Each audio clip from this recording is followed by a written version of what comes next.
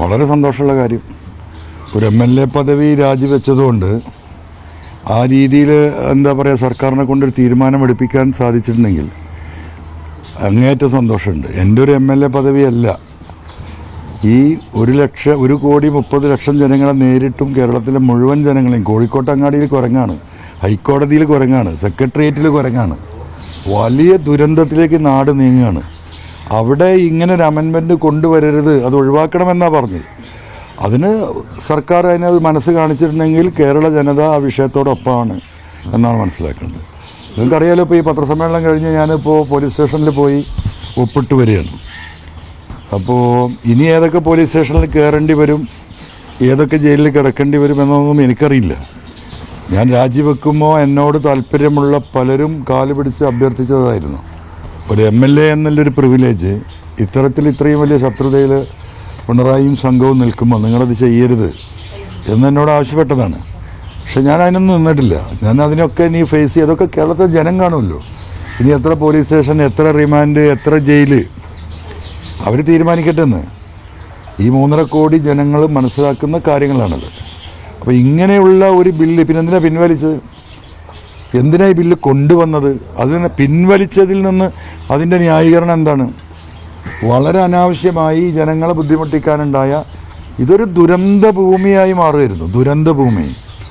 അപ്പോൾ അതിലേക്ക് ജനങ്ങളുടെ ശ്രദ്ധ എത്തിക്കാനും പ്രതിപക്ഷത്തിൻ്റെ ശക്തമായ ഇടപെടലിനും പൊതുസമൂഹത്തിൻ്റെ ഇടപെടലിനും സാഹചര്യമുണ്ടാക്കി സർക്കാർ അത് പിൻവലിച്ചിട്ടുണ്ടെങ്കിൽ വളരെ സന്തോഷം.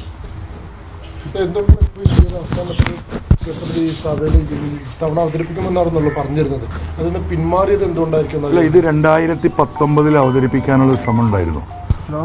2019 ഈ ചർച്ചകൾ നടന്ന ബില്ല് അന്നേ ഡ്രാഫ്റ്റ് ചെയ്തതാണ്. ആ ഡ്രാഫ്റ്റിൽ കുറച്ചും കൂടി മാറ്റം വരിച്ച് കുറച്ചും കൂടി കണിശമാക്കിയിട്ടാണ് ഇപ്രാവശ്യത്തെ ഡ്രാഫ്റ്റ്. അന്ന് എന്താ 21 മെയ്യിൽ ഇലക്ഷനാണ്. അപ്പോൾ മെയ് ഇലക്ഷൻ കഴിയട്ടെ, തൽക്കാലം മാറ്റി വെക്കാം എന്നാണ് അന്ന് പറഞ്ഞത് എന്ന് അറിയുന്നത്. കാരണം ഈ ബില്ലിപ്പോൾ പുറത്തു വരുമ്പോഴാണ് ഇങ്ങനെ 19 ഇങ്ങനെ നീക്കം നടന്നിരുന്നു എന്നുള്ളത് ഞാനടക്കം മനസ്സിലാക്കുന്നത്. അന്നും അതിൻ്റെ ചർച്ച ഉണ്ടായിട്ടില്ല. ഇതിലും നമ്മൾ മനസ്സിലാക്കേണ്ടത്, ഇത്തരത്തിലൊക്കെ ഒരു ബില്ല് അമെൻമെൻറ്റ് വരുമ്പോൾ കേരളത്തിലെ സകല പത്രങ്ങളിലും ഫുൾ പേജ് പരസ്യം ഉണ്ടാവും. ആളുകളുടെ അഭിപ്രായം, പ്രതിഷേധം രേഖപ്പെടുത്താൻ സമയം കൊടുക്കും. MLA-മാരെ വിളിച്ച് LDF ചർച്ച ചെയ്യും. ഡ്രാഫ്റ്റ് കോപ്പി കൊടുക്കുമ്പോൾ UDF പാർലമെൻ്ററി പാർട്ടി വിളിച്ച് അവർ ചർച്ച ചെയ്യും.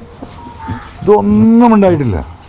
നവംബർ 1-ാം തീയതിയാണ് ഈ പറയുന്ന ഡേറ്റ് നോക്കിയാൽ നമുക്ക് കാണാൻ കഴിയുന്നത്. മന്ത്രി പറഞ്ഞത്, വനമന്ത്രി പറഞ്ഞ് ഗസറ്റിൽ പബ്ലിഷ് ചെയ്തിട്ടുണ്ട്. പത്രക്കാരായ നിങ്ങളാരെങ്കിലും ഗസറ്റിൽ ഏത് ഗസറ്റേക്കാണ് നിങ്ങൾ നോക്കിയത്? MLA-മാരായ ഞങ്ങൾ പോലും നോക്കാറുള്ളത് ഞങ്ങളുടെ PM-മാർ നോക്കിയിട്ട് അത് ഞങ്ങൾ അപ്ഡേറ്റ് ചെയ്യേണ്ട കാര്യങ്ങളുണ്ടെങ്കിൽ ഇത് അപ്ഡേറ്റ് ചെയ്യും. അത്രയും ചെറിയ ഒരു സാധനമാണ് ഈ ഗസറ്റ് എന്ന് പറയുന്നത്. വളരെ വാലിഡാണ്, വളരെ സീരിയസ് ആണ്. പക്ഷേ അതിൻ്റെ ഈ പറയുന്ന ആളുകളുമായിട്ടുള്ള അതിന് ഇൻട്രാക്ഷൻ അത്ര കുറവാണ്. അതിൽ ഞങ്ങൾ പബ്ലിഷ് ചെയ്തിട്ടുണ്ട് എന്നാണ് പറഞ്ഞു. അപ്പോൾ ഇത് ആരും അറിയാതെ എന്താ പറയുക, കൂരാക്കൂരി ഇരുട്ടിൽ സഭയ്ക്കുള്ളിൽ കൊടുന്നത് അത് പാസ്സാക്കിയെടുക്കാനുള്ള വലിയ ഒരു ഗൂഢമായൊരു നീക്കമാണ് സത്യത്തിൽ വനമന്ത്രിയുടെ ഓഫീസിൽ നിന്ന് ഇതിലുണ്ടായത്. അത് ഇപ്പോൾ ഇങ്ങനെ ഒരു സാഹചര്യം വരികയും, ഈ സമരം അന്ന് ഞാൻ ആ ജാഥ നടത്തിയിട്ടില്ലെങ്കിൽ ഇങ്ങനെ ഒരു വിഷയം ഉണ്ടാവില്ലല്ലോ. അത് ജനങ്ങളുടെ ഒരു നല്ല കാര്യം. ഒരു ദിവസം ജയിലിൽ കിടക്കുക അത് വലിയ ബുദ്ധിമുട്ടുള്ള കാര്യമൊന്നുമല്ല. എനിക്കത് അത്ര വലിയ ബുദ്ധിമുട്ടായെന്ന് തോന്നിയിട്ടില്ല. പക്ഷേ ആ ജയിൽവാസവും ഇപ്പോൾ ഈ വിഷയത്തെ ഉയർത്തിപ്പിടിക്കാനുള്ള എൻ്റെ രാജിയും സർക്കാരിനെ പിന്മാറ്റിയിട്ടുണ്ടെങ്കിൽ സന്തോഷം.